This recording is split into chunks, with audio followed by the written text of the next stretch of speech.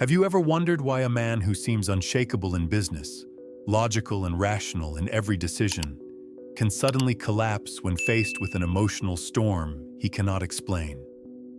Or why a gentle woman, often praised for her warmth and softness, can one day rise with astonishing determination, standing firm in the face of obstacles as if another hidden force had awakened inside her?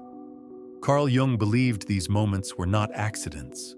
They revealed something far deeper, the secret presence of the other within. According to Jung, each of us carries inside a hidden companion, an unseen counterpart of the opposite gender.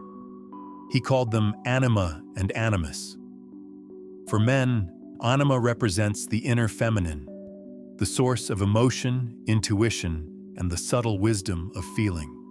For women, Animus is the inner masculine, the principle of clarity, reason, and strength of will. These are not simply about gender roles. They are archetypal energies embedded in the psyche, shaping how we dream, how we love, and ultimately, how we grow. When Jung introduced this radical idea, he was not speaking only to philosophers or psychoanalysts. He was describing something universal, something that plays out quietly in the soul of every human being. Imagine for a moment, within your own heart lives a figure you may not yet have met, but who is always influencing you. It might appear in dreams as a mysterious stranger, in life as the intensity you project onto another person, or in crisis as the whisper that says, "Change is necessary."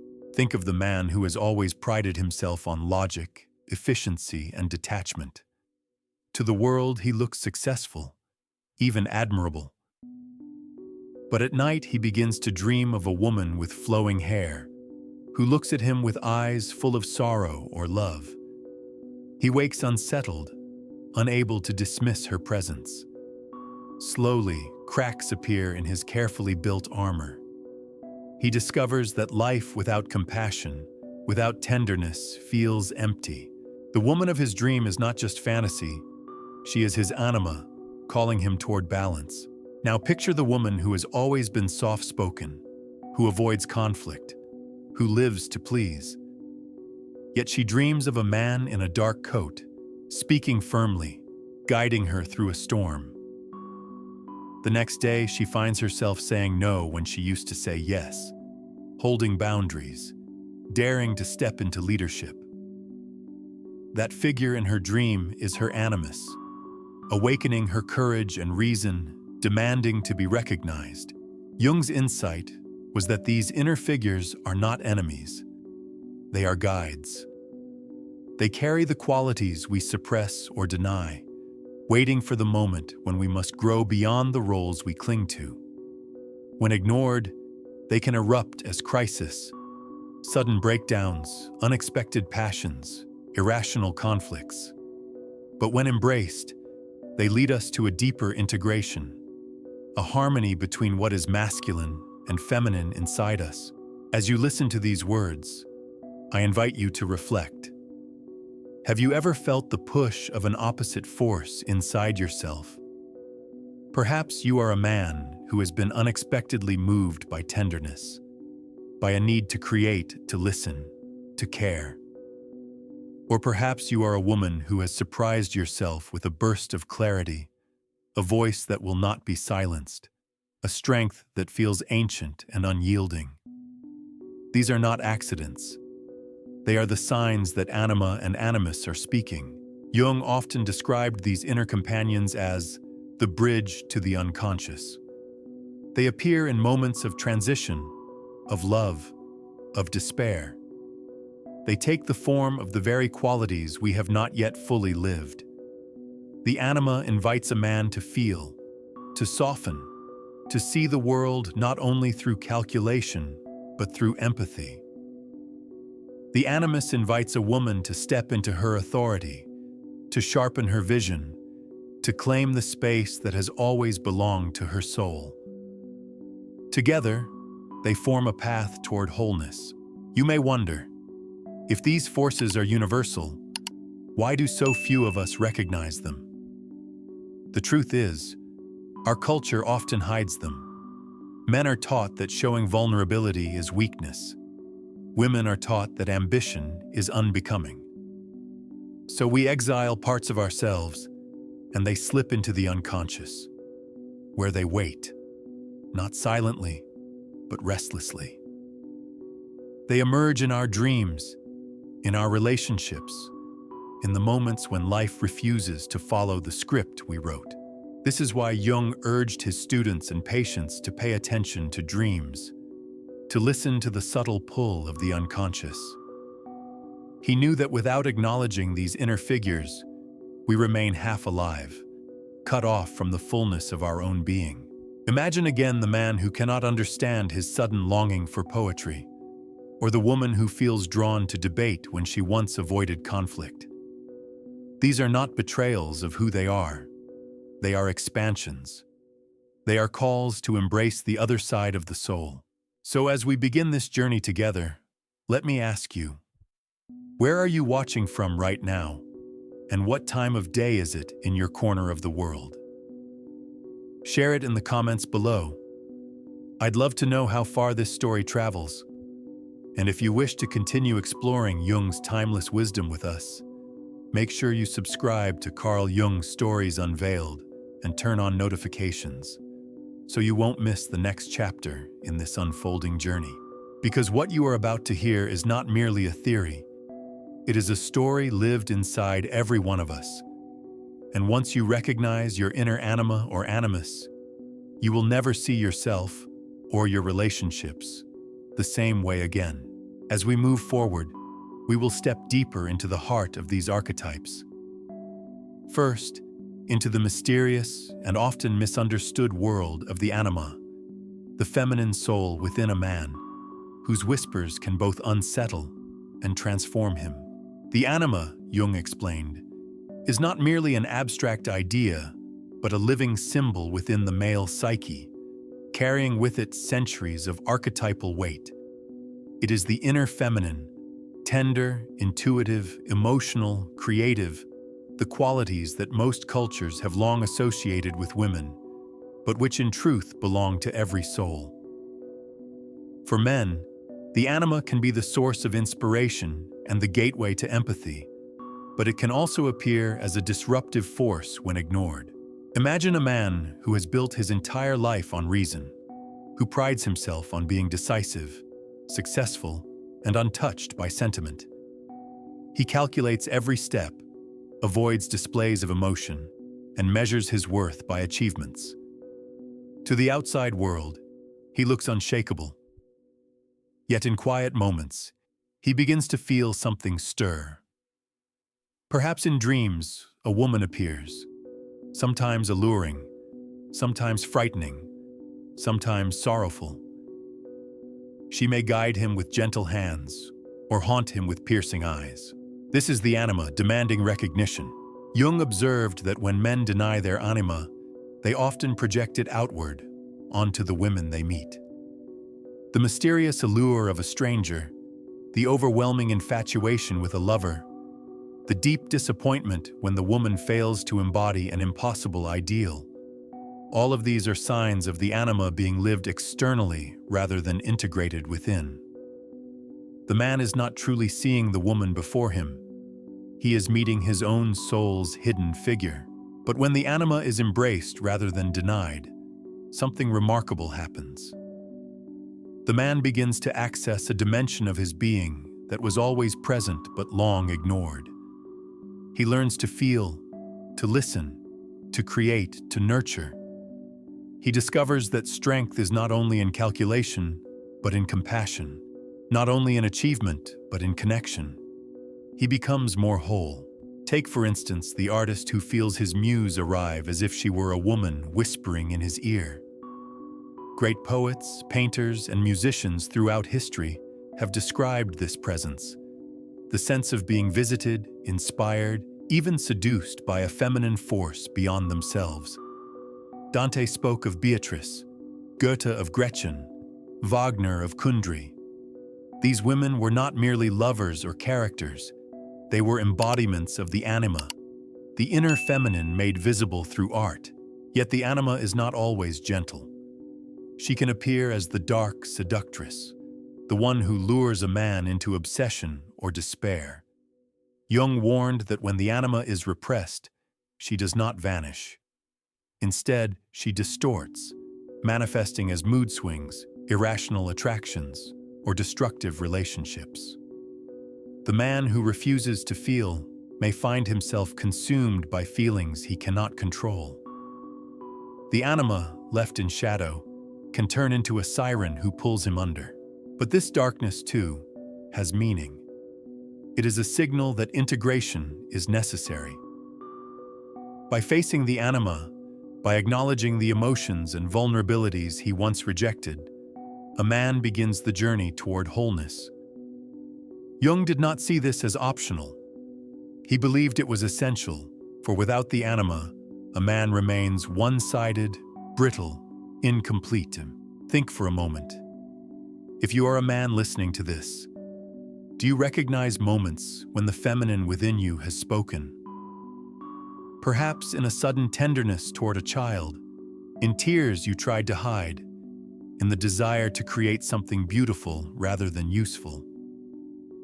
Perhaps in the unexplainable power a woman held over you, not because of who she was, but because she reflected your own inner mystery. These are all traces of the anima, and if you are a woman, you may have seen this in men around you. The moments when a man becomes unexpectedly open, when his eyes soften, when he listens deeply, those are moments when his anima shines through. They are fragile, but they are real, and they are essential to his humanity. The anima is also deeply connected to the unconscious. She often appears first in dreams, as Jung discovered in his own inner explorations. In dreams, the anima might be a maiden, a mother, a wise guide, or a destructive temptress. Each form reflects the man's current relationship with his inner feminine. As he grows, the anima evolves, leading him ever deeper into the mystery of the soul. To ignore her is to remain divided. To embrace her is to begin a dialogue with the unconscious that can transform life itself. For Jung, the anima was not simply about gender. It was about balance, about recovering the wholeness that culture, habit, and fear have fractured. As we continue, keep this in mind. The anima is not there to destroy, though she may unsettle. She is there to guide, to awaken, to soften the edges of logic with the wisdom of feeling. She is the invitation for every man to meet himself more completely. And just as the anima whispers in the soul of men, so too does the animus dwell in the depths of women, a force no less powerful, no less transformative.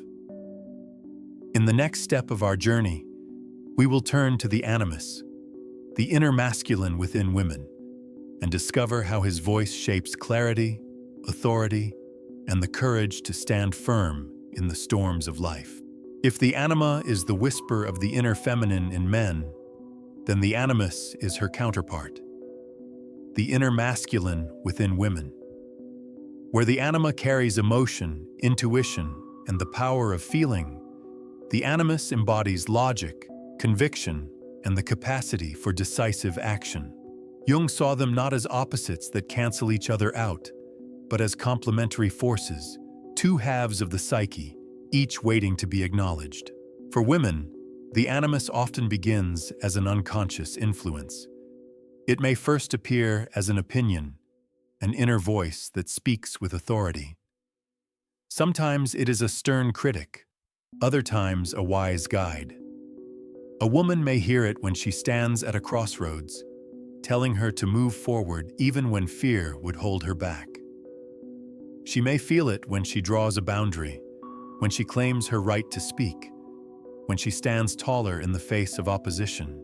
That voice is not borrowed from society or from the men around her. It is her animus, demanding recognition. Consider a woman raised to be gentle, agreeable, always accommodating. She learns to silence her anger, to avoid conflict, to let others lead. Yet in her dreams, a figure appears, a man with strong eyes, perhaps a teacher, a stranger, or even a warrior. He tells her to rise, to fight, to claim her power. At first, she resists. Such boldness feels alien. But slowly, his voice becomes her own. She begins to act with greater certainty, to speak without apology, to walk into spaces once closed to her. The animus has awakened. Throughout history, women who listen to this inner masculine force have changed the world. Think of Joan of Arc, who heard voices commanding her to lead armies, defying every expectation of her time. Or of writers, philosophers, and scientists who dared to stand in male-dominated worlds, guided by an inner authority that no cultural norm could silence. Jung would say that behind their courage stood the animus, not as a fantasy, but as the archetypal energy of strength and clarity living inside them. But just as the anima can distort when denied, the animus too can become destructive if misunderstood. A woman who represses her animus may find it emerging as stubbornness, as rigid opinions, as an inner tyrant who criticizes rather than guides. Instead of empowering, he dominates. Instead of clarifying, he confuses. Jung warned that the animus, unintegrated, could turn into a chorus of judgmental voices, making a woman doubt herself or lash out without understanding why. And yet, even this shadow has meaning. The critical animus is still a call to growth, a reminder that the power within must be recognized, not feared. When a woman learns to engage her animus consciously, she transforms him from an oppressor into an ally. He becomes the bridge to reason, the strength to pursue visions, the inner partner who balances feeling with logic. Imagine a woman standing before a decision that could change her life. A career move, a relationship, a journey into the unknown. Her heart trembles with emotion, uncertain, afraid. Then she hears it, a firm voice within, calm and rational. You can do this. You are capable. Trust your strength. That is the animus at work, not silencing her feeling, but giving it direction. Together, emotion and reason become a united force. For men listening now, consider how you might have witnessed this in the women around you. A friend, a partner, a colleague. Perhaps you saw her shift from softness to strength in a single moment, standing in her authority with a clarity that surprised you. That was not borrowed strength. It was her animus, surfacing to bring balance. And for women, reflect on how the animus has spoken in your own life.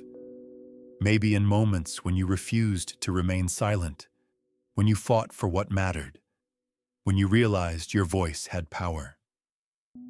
Those moments were not betrayals of your femininity. They were the blossoming of the other half of your soul. Jung believed that the animus also reveals himself in dreams, just as the anima does for men. Sometimes he is a wise old man, sometimes a group of men arguing, sometimes a single figure offering guidance or protection. Each form reflects a stage of integration. As a woman grows, the animus evolves, from a shadowy critic into a source of wisdom and direction. The animus, like the anima, is ultimately not about gender roles at all. It is about balance. It is about the human soul's deep need to reconcile what culture has divided. In embracing the animus, a woman does not become less feminine. She becomes more whole. As we leave this chapter of the journey, hold on to this truth. Within every woman lives a force that is steady, rational, and strong. It may come as a stern teacher, as a dream figure, or as a voice that says, "Enough, now it is time to act." That force is not foreign. It is her animus, waiting to be welcomed. And just as the anima and animus reveal themselves in waking life, so too do they speak most vividly in dreams. These dream messengers, filled with strange figures and symbols, are the next doorway we will step through, to see how the unconscious uses stories of the night to bring the opposites of the soul into view. Dreams, Jung believed, are not random fragments of the mind, but messages from the unconscious, written in the language of symbols. And among the most powerful symbols that appear in dreams are figures of the Anima and the Animus. These mysterious presences step forward when the waking self is too distracted, too rigid, too afraid to notice them. In the silence of the night, they take form, telling the story the soul longs to speak. For a man, the Anima may arrive in dreams as a young maiden, radiant with innocence, or as a motherly figure, offering comfort. Sometimes she appears as a temptress, pulling him into shadowed waters, or as a wise woman, leading him through landscapes of mystery. Jung emphasized that the particular shape she takes reveals the man's relationship to his inner feminine. A naive man might dream of a playful girl, while a man nearing deeper maturity might encounter the Anima as a guide, a teacher, even a priestess. For a woman, the Animus enters dreams in equally striking ways. He may stand as a single powerful figure, a father, a stranger, a hero, or as a group of men debating, arguing, offering conflicting truths. At times he appears as the voice of reason in the midst of chaos, urging her to rise above confusion. At other times, he can be harsh, a critic, even a tyrant. Jung explained that this multiplicity of forms reflects the Animus's evolution, from brute force to integrated wisdom. Picture a man dreaming of walking through a forest at night. The path is unclear, and fear rises. Suddenly, a woman clothed in white light emerges, holding a lantern. She does not speak, but her presence brings calm. She leads him forward, not by force, but by quiet assurance. This is the Anima as guide, helping him navigate the unknown within himself. Now imagine a woman who dreams of being surrounded by men in dark suits, each shouting different advice. She feels overwhelmed, unable to choose. Then a single man steps forward, calm and steady, his voice clear. "This is the way," he says. She wakes knowing what decision she must make. This is the Animus, appearing first as chaos, then as clarity, helping her claim her direction. Dream figures like these are not to be dismissed as mere fantasies. Jung urged us to take them seriously, for they are the unconscious trying to communicate truths that cannot yet be spoken directly. The dream is a stage, and the Anima and Animus are actors who play their parts so that the dreamer can glimpse what lies beneath waking life. Yet these dreams can be unsettling. A man may find himself enchanted by a woman he does not know, waking with longing that haunts his day. A woman may wake troubled by the stern command of a male figure she cannot identify. To dismiss these encounters as meaningless is to miss the invitation. They are mirrors, showing us the hidden side of the soul. Jung himself shared stories of patients whose dreams of mysterious figures transformed their lives. A businessman, cold and detached, dreamed night after night of a woman who wept endlessly. At first, he ignored her, but as her tears grew unbearable, he finally understood. She represented his own neglected emotions. Only when he allowed himself to grieve, to feel, did the dreams cease, and his life opened to intimacy again. Another patient, a woman who doubted her abilities, dreamed of a stern teacher who demanded she speak her truth. She resisted, but the dream recurred until she began to take her own voice seriously. In time, she became a leader in her community, guided by the authority she once only heard in dreams. These dream messengers are not confined to the night. They influence waking life as well, appearing in moments of synchronicity, in unexpected encounters with strangers who seem strangely significant, in sudden inspirations or compulsions that feel other. But the dream remains their most direct pathway, the theater where they can act without resistance.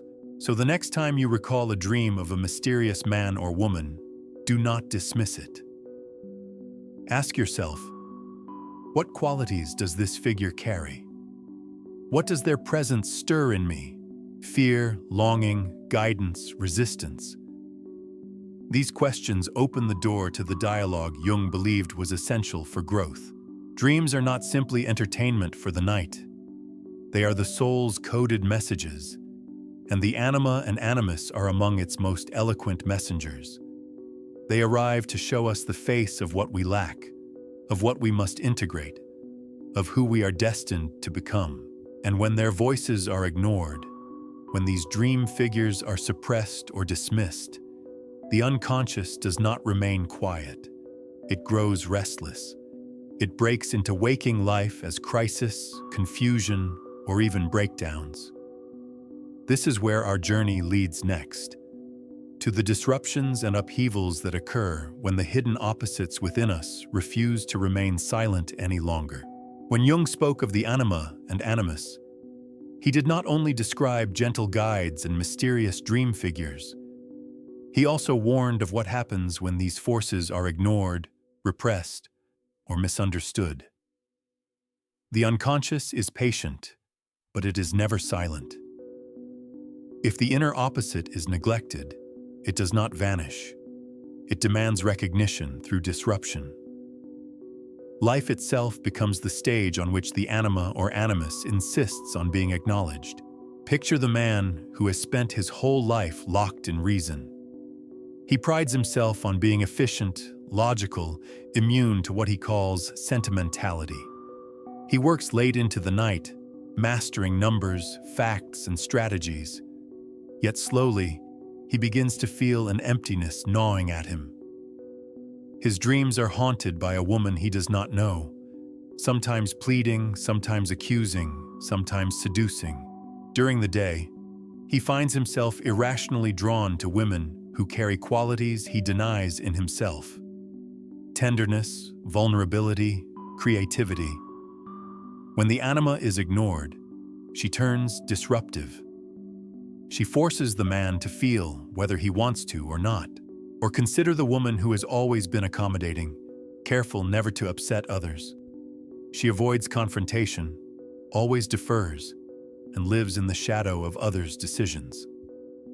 Yet in her dreams, a stern figure appears, a man with sharp eyes, commanding her to act. At first, she resists, but soon she begins to feel restless, irritable, even angry in waking life. When opportunities pass, she grows bitter, sensing she has betrayed herself. This is the animus, pressing forward, demanding that she claim her authority.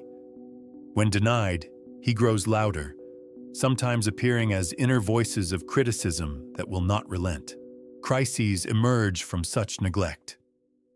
Jung observed that midlife often brings a collision with the inner opposite. A man who has built his identity on success suddenly feels his achievements mean nothing. A woman who has lived through others suddenly realizes her voice has never been heard. These are not mere midlife crises. They are eruptions of the unconscious, moments when the neglected anima or animus breaks through the surface. Jung was clear. The psyche seeks balance. What is suppressed will eventually insist on expression. If a man refuses softness, life will confront him with grief or love he cannot explain. If a woman refuses strength, life will confront her with choices she must make alone. These disruptions are painful, but they are not punishments. They are invitations to growth. Think of the executive who, after decades of relentless control, collapses into depression. Friends call it burnout, but Jung would see the anima at work, dragging him into feeling so that his life might regain humanity. Or the woman who, after years of pleasing others, suddenly erupts in anger at her family. They call her unreasonable, but Jung would recognize the animus breaking through, demanding she claim her will. Such crises can feel like betrayal, as if life itself has turned against us. But in Jung's vision, they are the soul's way of bringing us back to balance. The breakdown is the breakthrough. What shatters is the mask of one-sidedness. What emerges is the possibility of wholeness. Perhaps you have felt such moments in your own life. Times when emotions overwhelmed you despite your best efforts to control them. Times when an unexpected strength rose up, surprising even you. These moments may have felt chaotic, but they were not accidents. They were signals. The other within was speaking. The key, Jung insisted, is not to resist, but to listen. To ask, what is being asked of me? When the anima disrupts a man's carefully ordered world, she is not there to destroy him. She is there to teach him compassion, to remind him of his humanity. When the animus breaks through a woman's silence, he is not there to dominate her. He is there to awaken her authority, to call forth her voice. Crises, then, are thresholds. They are the moments when life refuses to let us remain divided. They hurt because they strip away illusions.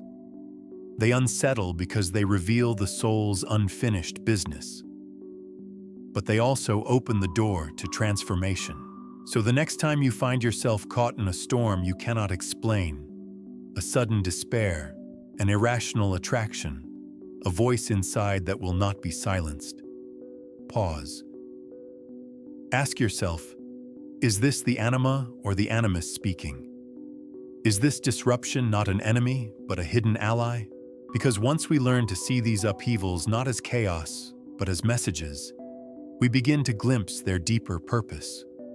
And nowhere is this more visible than in the realm of love and desire, where the anima and animus weave their most powerful projections, shaping the way men and women fall into passion and into illusion.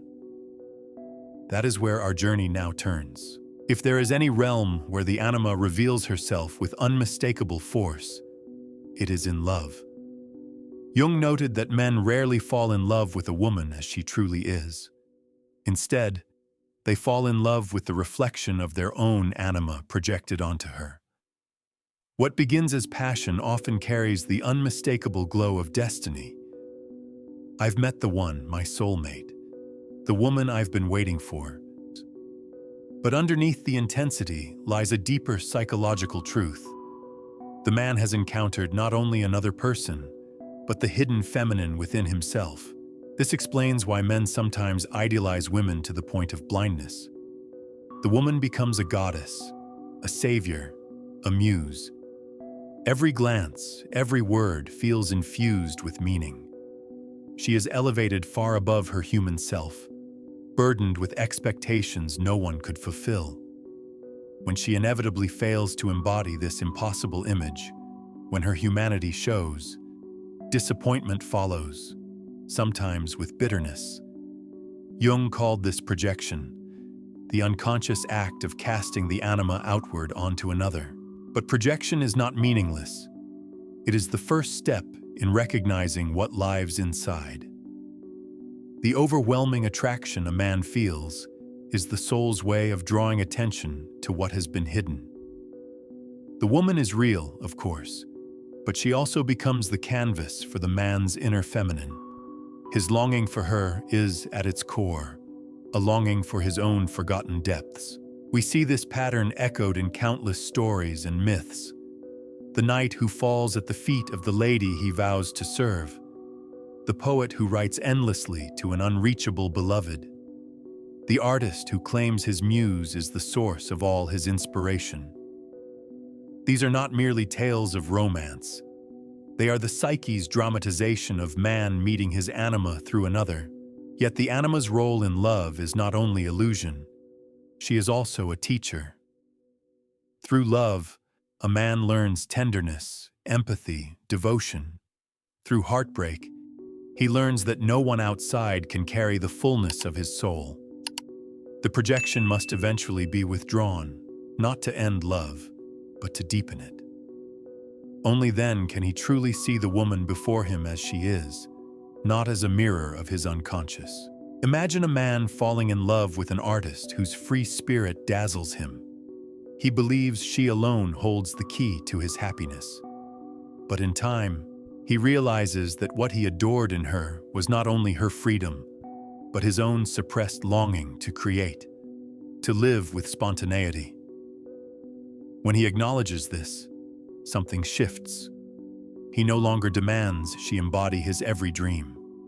He begins to write, to paint, to live creatively himself. The love remains, but it grows more real, less burdened by fantasy. The anima has served her purpose. She has awakened his own inner life. The danger, of course, lies in clinging to the projection. Some men move from woman to woman, always chasing the glow of their anima, never recognizing that the true source of enchantment lies within. Others become bitter, blaming women for failing to live up to the goddess image they themselves created. Jung warned that without reflection, the anima's power and love can trap a man in endless cycles of longing and disappointment. But when he learns to see, when he understands that the passion he feels is a message from the soul, then love becomes something more profound. He no longer seeks completion outside himself, but finds it within. And from that place, he can love a real woman, not a fantasy. Perhaps you have experienced this, the sudden rush of infatuation that seemed larger than life, the feeling that someone you barely knew carried the weight of destiny. Jung would say, "Look closely. What qualities captivated you? Was it her compassion, her creativity, her mystery? These are not only hers, they are also yours, waiting to be lived." The anima in love is not an enemy. She is the spark that ignites growth. She draws men outward into relationship, then inward into themselves. She teaches them that love is both projection and revelation, a mirror through which the soul learns its own shape. And if the anima shapes how men love, then the animus just as powerfully shapes how women engage desire, intimacy, and power. To understand the full story of how relationships unfold under the sway of these archetypal forces, we must now turn to the animus in love, how he appears in the heart of women, and how his voice colors the way they see men, authority, and their own capacity to lead. If the anima stirs men through projection, desire, and the enchantment of love, then the animus works with equal intensity in the hearts of women. Jung observed that women often meet their animus in the men they love or admire. But like the anima, he is not truly out there. He is an inner presence, projected outward, coloring how a woman perceives and responds to men, power, and even her own sense of destiny. The animus can appear as the voice of strength, rationality, and conviction. In its positive form, it helps a woman claim her authority, trust her judgment, and move forward in life with confidence. But in its shadow form, it can manifest as rigid opinions, inflexible demands, or a chorus of inner critics. Just as men project the anima onto women, women often project the animus onto men, seeing in them either the savior or the tyrant, the wise guide or the destructive oppressor. Think of a woman who falls deeply in love with a man who seems powerful, decisive, unshakable. To her, he embodies certainty. He knows where he is going, and she feels drawn to that clarity. But perhaps what captivates her most is not his actual authority, but her own inner animus projected outward. She longs for his strength because she has not yet claimed her own. Over time, this can create disillusionment. If the man falters, if he proves less than the image she built, her love may turn to anger. In truth, she has been wrestling not with him, but with her own inner masculine. Or consider the woman who avoids men altogether, convinced they are all domineering, controlling, dismissive. She may be fighting with her animus in shadow form, projected onto every man she meets. The judgment is real, but the source is inward as much as outward. Until she integrates her animus, she will see him everywhere, sometimes as a threat, sometimes as an idol. Yet when the animus is embraced consciously, the effect is transformative.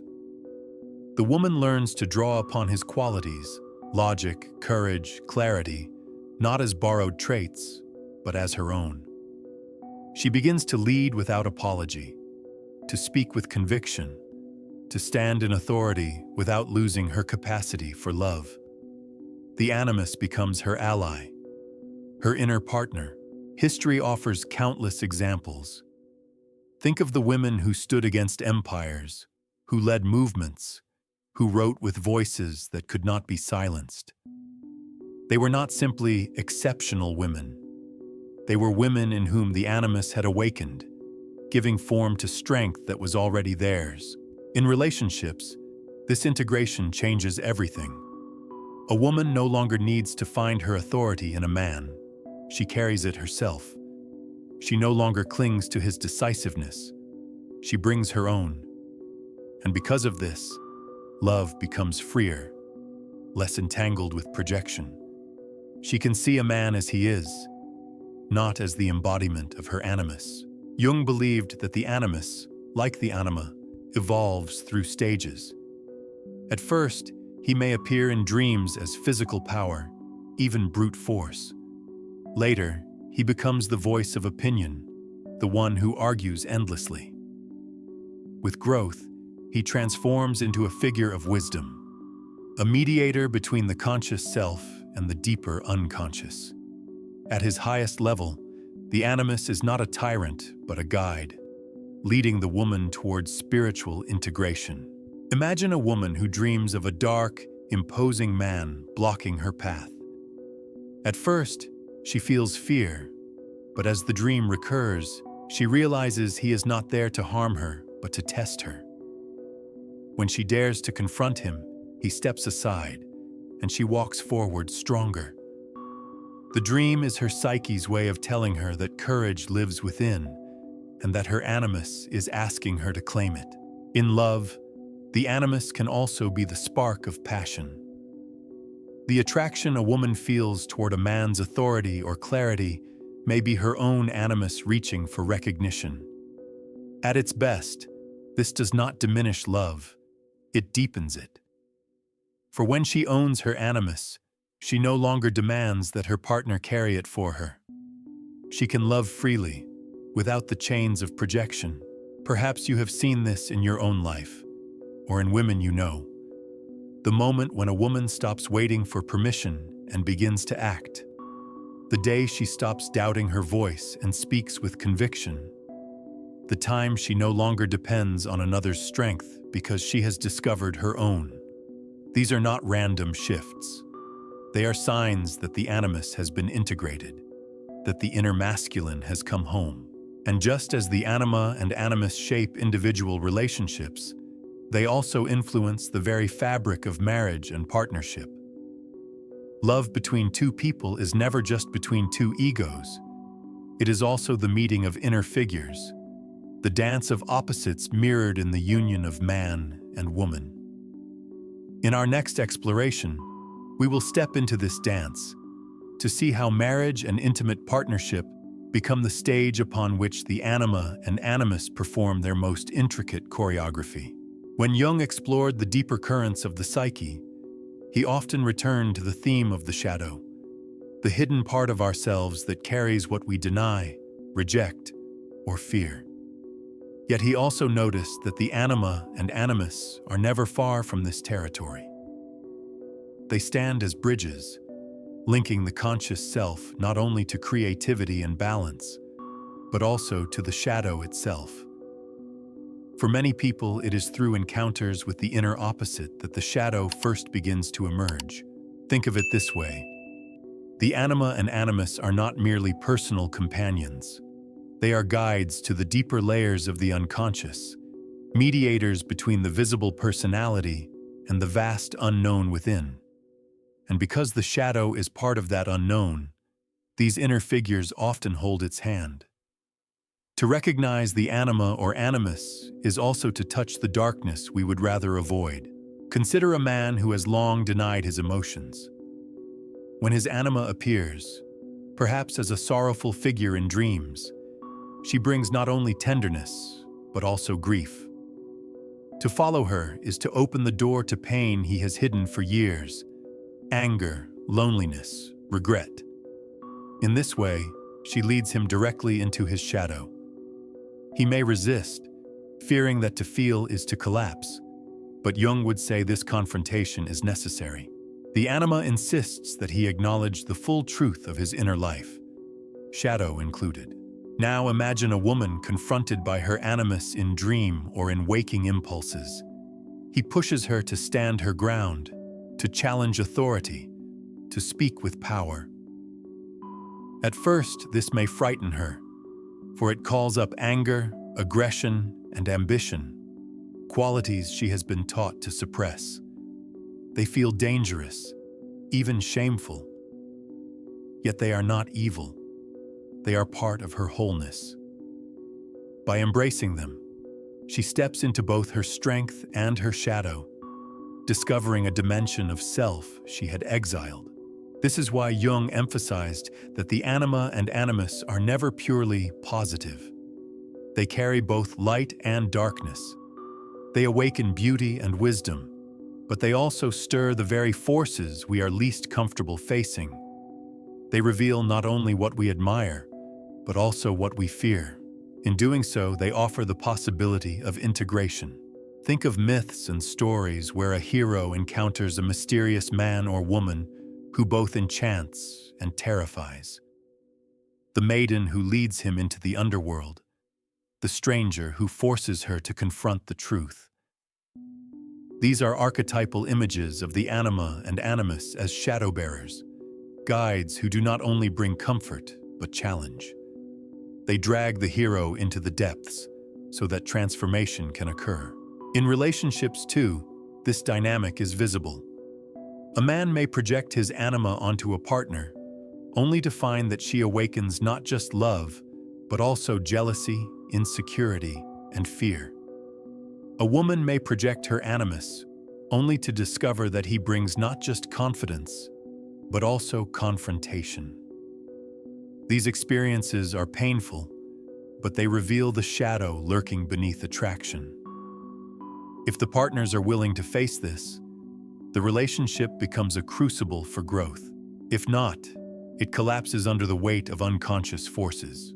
Perhaps you have felt this in your own journey, the moment when love or intimacy brought forth not only joy, but also fear, when someone seemed to hold a mirror to your darkest corners.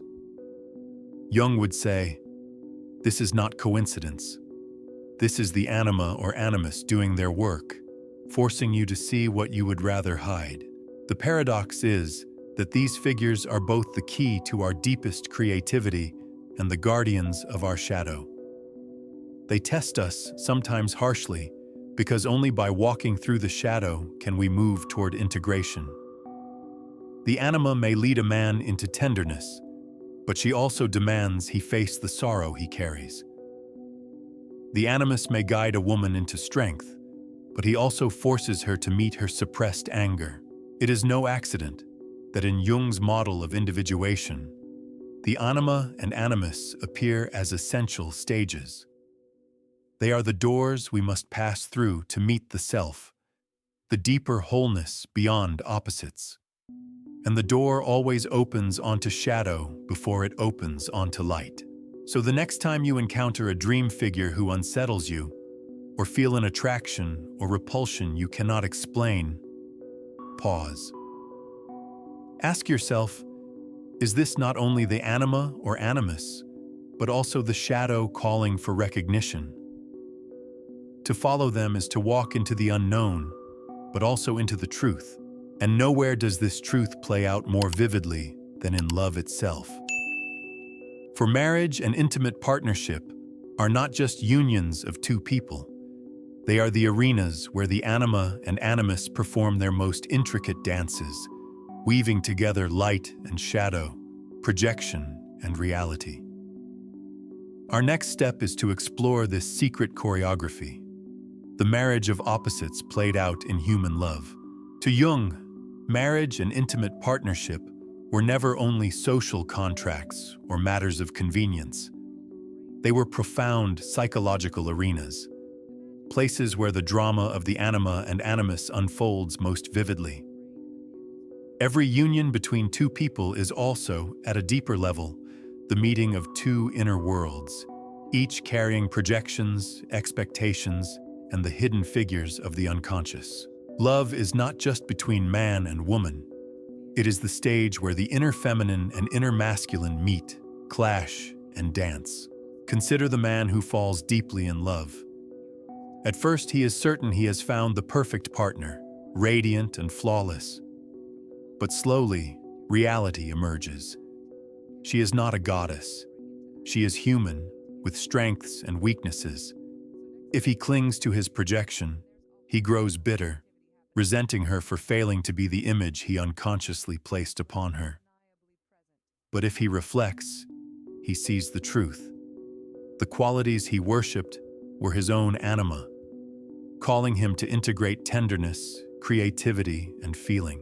Only then can he release her from the burden of perfection and love her as she is.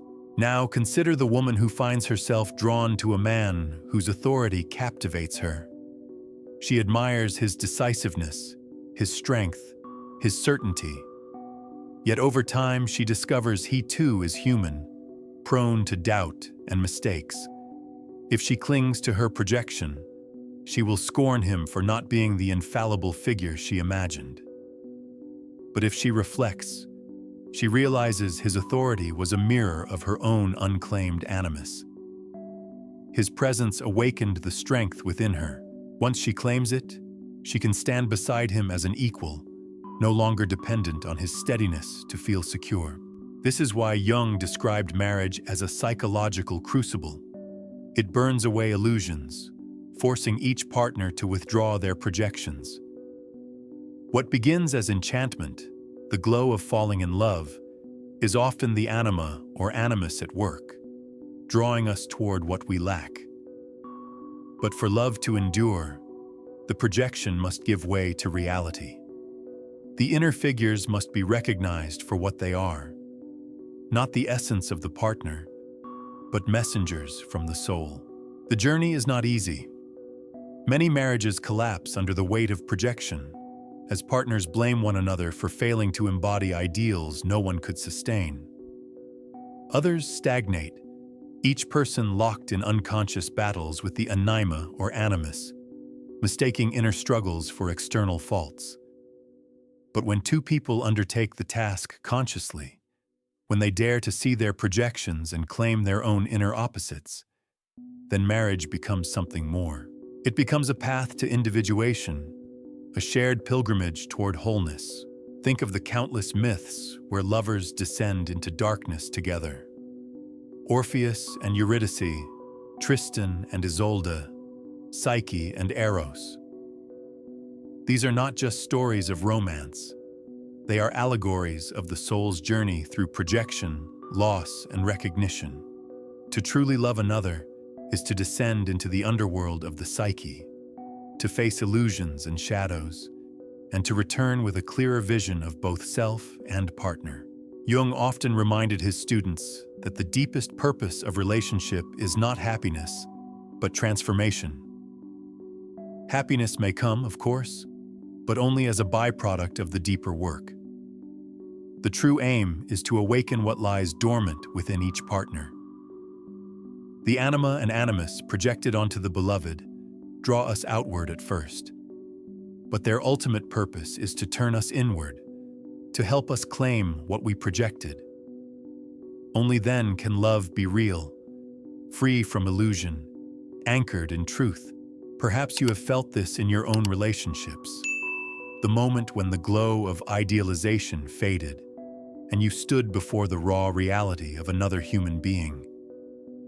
It may have felt like disillusionment, even betrayal. But Jung would say, this is the threshold. This is where love can deepen, if both partners are willing to see beyond projection. In this way, marriage becomes a mirror. It reflects not only who our partner is, but who we are, and who we are becoming. The quarrels, the disappointments, the unexpected tenderness, all of it is part of the dance of inner figures. The anima and animus are not destroyed in this process. They are integrated. And as they are, love becomes less about possession and more about presence. To live in such a marriage is to live in a constant dialogue with the unconscious. It is to walk beside another while also walking deeper into oneself. It is to recognize that the partner is both beloved and mirror, both companion and catalyst. And beyond individual unions, these patterns echo across cultures and myths, shaping the way humanity has told stories of gods and goddesses, heroes and heroines. The next step in our journey will lead us into these myths, the ancient archetypes that carried Jung's vision long before he gave them names. For in the tales of deities and legends, we see the anima and animus clothed in divine forms, revealing truths about the balance of opposites in every soul. Long before Jung gave names to the anima and animus, humanity told their story through myth, religion, and folklore. Across cultures, we find figures that embody the eternal polarity of masculine and feminine, not as enemies, but as complements. These ancient archetypes whisper the same truth Jung uncovered. Within every soul lives an opposite, a partner, a hidden half waiting to be seen. Consider the Greek myths. Aphrodite, goddess of love and beauty, softens the hearts of warriors and kings. She is more than desire. She is the power of feeling breaking through rigid masculine pride, an echo of the anima. Then there is Athena, goddess of wisdom and war, rational, strategic, unwavering. She embodies qualities of clarity and intellect often associated with the animus, showing that the feminine too carries the masculine within. In Hindu tradition, we see the dance of Shiva and Shakti. Shiva represents consciousness, structure, stillness, the masculine principle. Shakti embodies energy, movement, creativity, the feminine force. Neither exists without the other. Their union sustains the universe. To Jung, this myth revealed the same archetypal truth. No soul is complete without both energies entwined. In Christianity, Mary has long symbolized compassion, mercy, and devotion, qualities that resonate with the anima. Yet alongside her stands Christ not only as Redeemer, but as Logos, the Word, the principle of clarity and direction, echoing the animus. Even within one spiritual tradition, we see the polarity held together in a sacred dance. Myths of lovers also carry this theme. Psyche and Eros, whose union required trials and suffering, tell the story of projection, disillusionment, and eventual integration. Psyche's journey mirrors the human soul's path, first enchanted by the mysterious other, then disillusioned, then forced to claim her own strength before true union is possible. This is not just a love story. It is a psychological map of how the anima and animus work through relationship. Jung pointed out that even fairy tales echo this pattern. The maiden meets a mysterious stranger, sometimes dangerous, sometimes enchanting. The hero is guided by a wise woman or tested by a dark queen. These figures are not merely plot devices. They are dream symbols given cultural form. They are the collective unconscious speaking through story, teaching each generation about the inner figures they will one day meet in their own souls. Perhaps you recall stories from childhood that stirred you in ways you could not explain. a heroine who found her voice, a hero who softened when he met the maiden. These tales resonated because they mirrored something archetypal, something within you. Even as children, we sense that the dance of masculine and feminine inside us is part of a larger cosmic pattern. This is why Jung saw myths not as outdated superstitions, but as living documents of the psyche. They reveal what individuals cannot yet say, that the anima and animus are universal, timeless, written into the very fabric of human imagination. By studying myths, we glimpse the collective shape of these archetypes, beyond our personal stories. And yet, myths are not simply to be admired, they are to be lived. The gods and goddesses are not just ancient figures, they are inner forces, shaping how we feel, love, dream, and act. When we read of a goddess softening a hero's heart, we are also reading of the anima at work in men. When we read of a heroine finding courage through a divine guide, we are also reading of the animus rising in women. Jung urged us to see these myths as mirrors. The story of Shiva and Shakti is also the story of our own inner union. The tale of Psyche and Eros is also the tale of our own projections and awakenings. To dismiss these stories as myth is to miss their psychological truth. They are maps of the soul. As we step out of the world of myth and back into the personal, the question arises, how do we live this dance consciously? How do we take the archetypes we meet in dreams, in love, and in stories, and integrate them into our own path of growth? For Jung, the answer was individuation, the lifelong process of becoming whole by uniting the opposites within. It is to this great work that we now turn. Jung called the process of uniting the opposites within us individuation. It is not a task completed in a weekend retreat or by reading a single book. It is the lifelong journey of becoming whole. And central to this journey is the integration of the anima and animus. For without them, the conscious self remains incomplete, lopsided, always leaning toward one pole while exiling the other into the unconscious. Individuation is not about perfection. It is about balance. It is the gradual recognition that the self is not one-sided but dual, that within every man lives the feminine, and within every woman lives the masculine. To integrate these figures is to accept that wholeness is found not in denial, but in embrace. Consider the man who has grown weary of his own detachment. His life, once structured and efficient, now feels hollow. He begins to listen to the quiet call of his anima, perhaps through dreams, perhaps through sudden tenderness that surprises him. He resists at first, fearing that to feel deeply is to weaken. But slowly he realizes that strength without compassion is brittle. By embracing the anima, he discovers new dimensions of creativity, empathy, and love. He does not cease to be a man, he becomes more fully human. Now consider the woman who has long lived in the shadow of others, hesitant to claim authority. She dreams of a stern figure urging her forward, or she feels the rising anger that tells her she can no longer remain silent. At first, this frightens her. But as she listens to her animus, she learns to speak with clarity, to act with conviction. She does not cease to be feminine. She becomes whole, carrying both love and power within.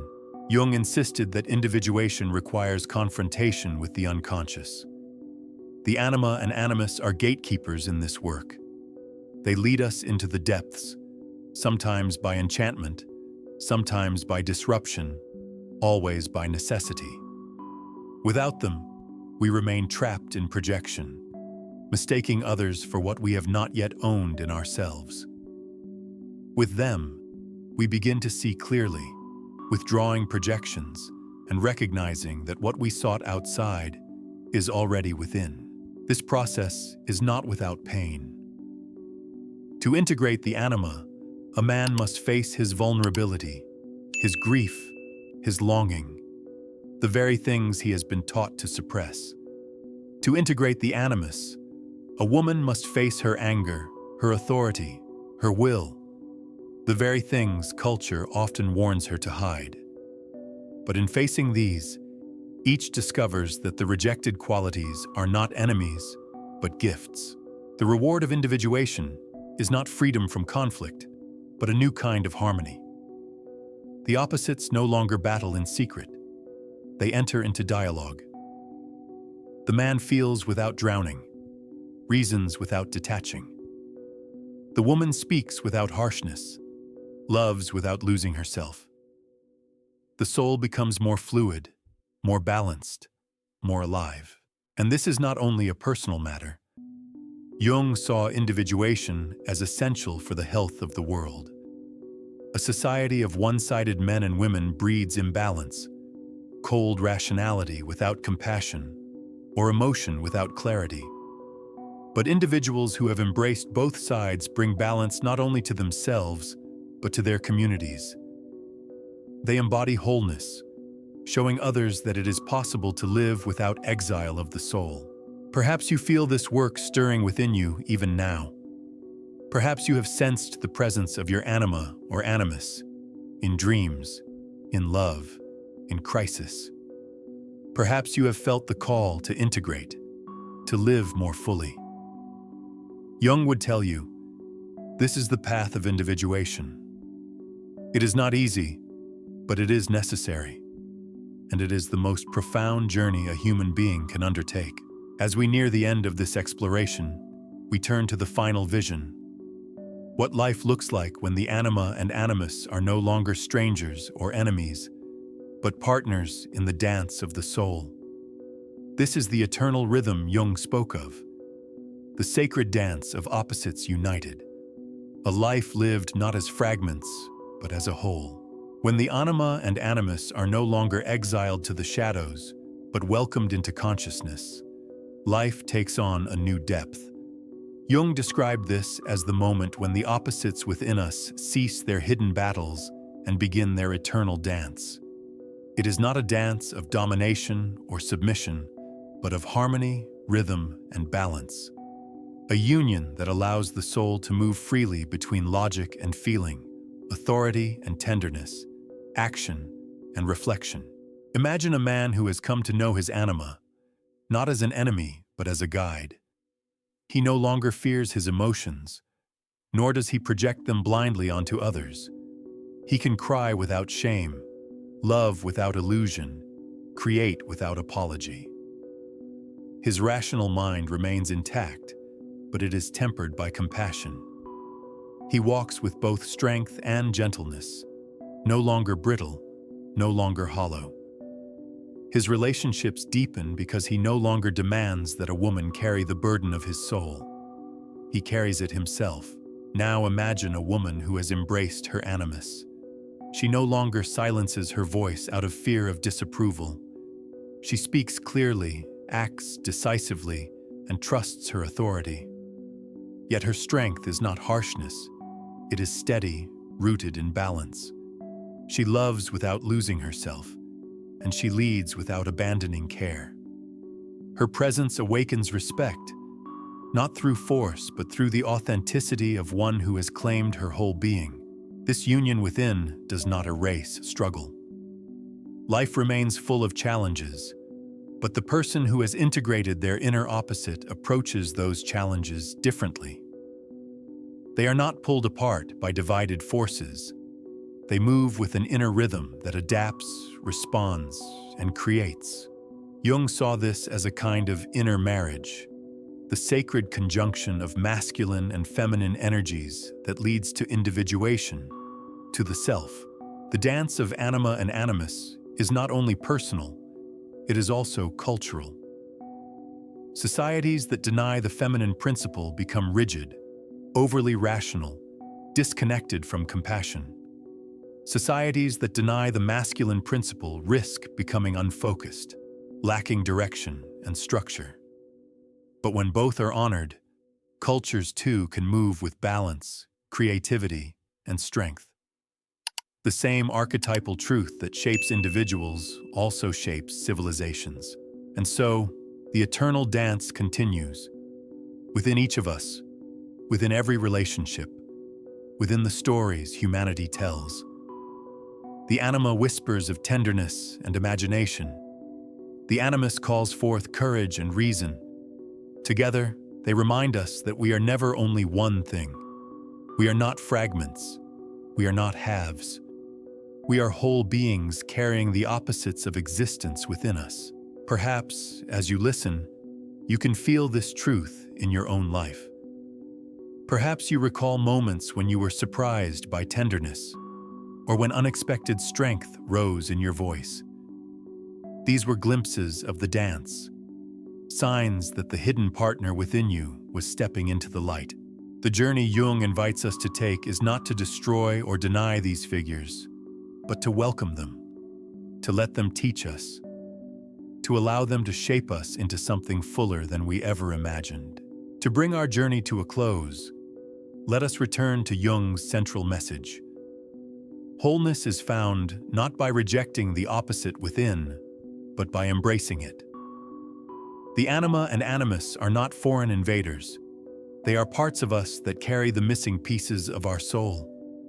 They may appear as lovers in dreams, as crises in waking life, as enchantments or disruptions, but always with a purpose: to lead us toward integration.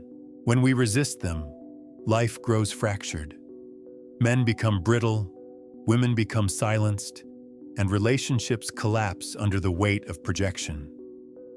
But when we listen, truly listen, something shifts. The man discovers that his tears are not weakness, but wisdom. The woman discovers that her voice is not rebellion, but truth. The opposites stop fighting and begin to dance. This dance is not about gender roles. It is about the human condition. Every culture has told its version of this story. The union of gods and goddesses, the lovers who descend into darkness, the balance of yin and yang. Jung simply gave these ancient truths psychological names, showing us that they live within every one of us. And so the question comes to you, listening now. Have you met your anima or animus? Have you felt their presence in a dream, in a love that shook you, in a crisis that broke you open? Have you heard their whispers, sometimes unsettling, sometimes comforting, always calling you deeper into yourself? To walk the path Jung describes is not to erase the opposites, but to let them weave together into a larger whole. It is to let the fire of reason meet the water of feeling, the strength of will meet the tenderness of compassion. It is to become not half of a person, but a complete soul. So as you leave this story, let the question linger. Who is the hidden partner within you, waiting to be seen? What would it mean to welcome them, not as enemy, but as guide? Perhaps the next time you dream of a mysterious figure, a woman with eyes of light, a man with a commanding voice, you will not dismiss them. Perhaps you will recognize them as part of yourself, as the anima or animus calling you toward wholeness, because you have never been only one thing. You are not incomplete. You are not a fragment searching for your other half in the world. You already carry both within you. The task is simply to see, to welcome, and to dance. And so the final truth is this: you are not a half looking for completion. You are a whole becoming visible to yourself. Have you met your anima, your animus, the eternal companion, the hidden partner of your soul?